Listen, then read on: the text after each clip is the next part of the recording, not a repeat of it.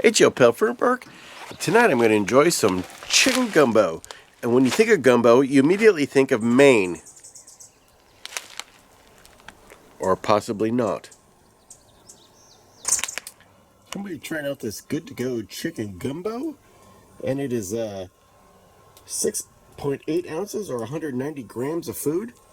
Food, real adventure. We'll see. 660 calories, 31 grams of protein. It's dehydrated food and not freeze-dried, so it's going to take a little longer to rehydrate, and it says so in the directions. Not going to go through them all, but it's pretty much just basic real food in here, which is kind of what they're saying it is. And there's your nutritional data. Really not very much salt in this at all. And I guess based on the spice meter, they don't have a lot of salt, but they did jazz it up with the spices. So it was raining today. I got my towel drying out, my cushions drying out, and my refrigerator's under the shelter because I don't have a lot of space for things to be dry. But I do have the top of a like a regular patio heater shielding my refrigerator, so hopefully that's going to work okay.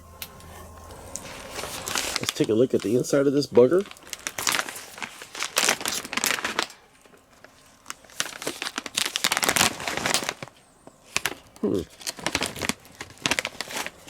Just going to go ahead and pull the do not eat right out of there. So we got rice and stuff. The chicken gumbo smells a lot like shrimp, which actually has me encouraged to try this even more. So we're going to go ahead and add 2 3/4 cups of water. Wow, that is a lot of water. And by the way, if your country has never landed on the moon, that is 650 milliliters of boiling water to the bag. And then we're going to wait 15 minutes, although I'm going to probably give it a full 20. Well, the light is waning a little bit, but as I look at this, I don't see any chicken. I see okra, seasoning, and rice. So, I'm not sure about how much of this is actually chicken. I'm going to have some chicken on standby to reinforce this if I have to. I'm going to go ahead and add my water. I'm going to go ahead and put in the full 2 3/4 cup. It's gumbo, so if it's a little soupy, that's okay. Also, it's dehydrated food, and those usually need all the water that it says to use.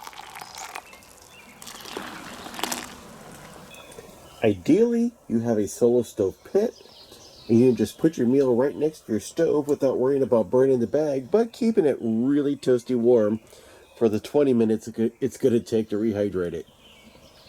I want a gay man. Yeah. Why is that a negative thing? Yeah, because all the great quarterbacks want to be seen as... Ooh, you're probably excited to see what's inside of this thing. And if you are, I feel bad for you. Okay. Trying to aim her up in the old camera. Still don't see a whole lot of chicken in here. It smells really good. Hang on. I'm trying to get this... Oh, man, it's heavy. Just going to go ahead and do a big old dump on a plate. Wow, that is a lot of rice. That's possibly the biggest single meal out of a pouch I've ever seen. And it smells pretty good. But I still don't see any chicken. If you told me there was no meat in this, I would believe you. That's crazy. Here we go. Cheers. Not spicy at all. We'll say use the amount of water that they say to use because it's not runny even slightly. And the rice is still kind of al dente. So if you like your gumbo a little more liquidy and your rice not quite so al dente, maybe use 3 cups of water. I just don't have enough money to try this 9 times to figure out the exact proportion, but yeah. So I've had 2 spoonfuls out of this. And you tell me where you see any chicken in this.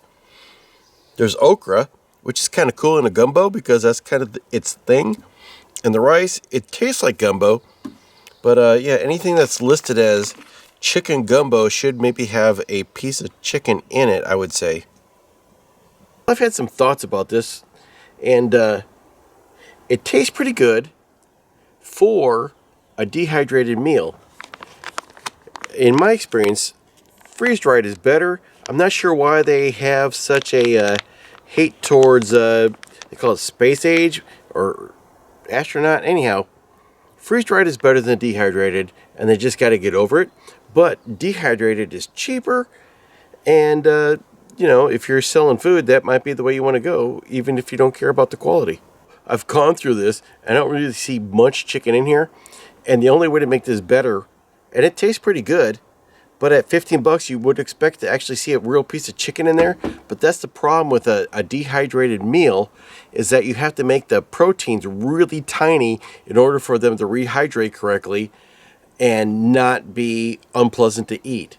So you can either freeze dry it, space age astronaut food, which is delicious and is actually nutritiously better than dehydrated, or you can put some wet canned meat in there, which is my preference, and really beef this up. So I know all you guys who like to backpack and like microwave whatever, like, I'm not packing water out, but if you're kind of a person who likes to like be ready to go for any kind of situation, this and a can of chicken is going to be amazing.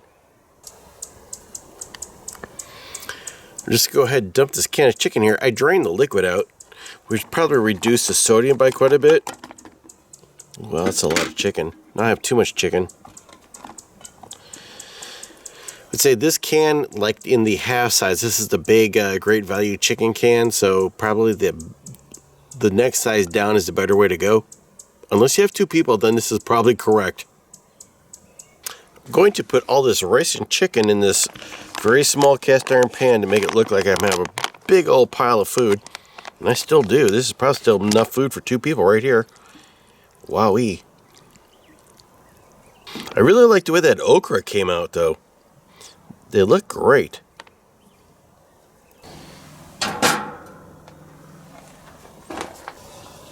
I should make this a thumbnail.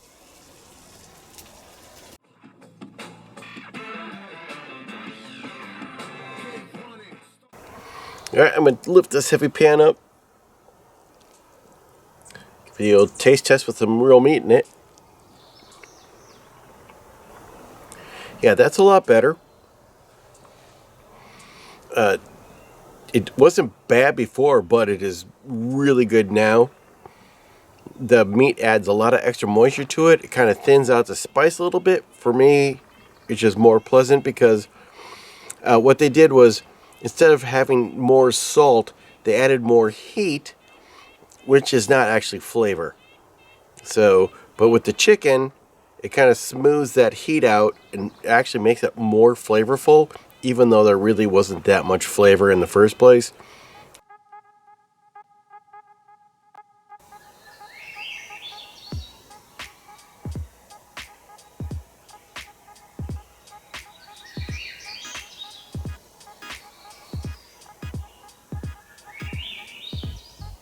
Well, it's another beautiful morning, and I think there's going to be rain again this afternoon, just like there was yesterday.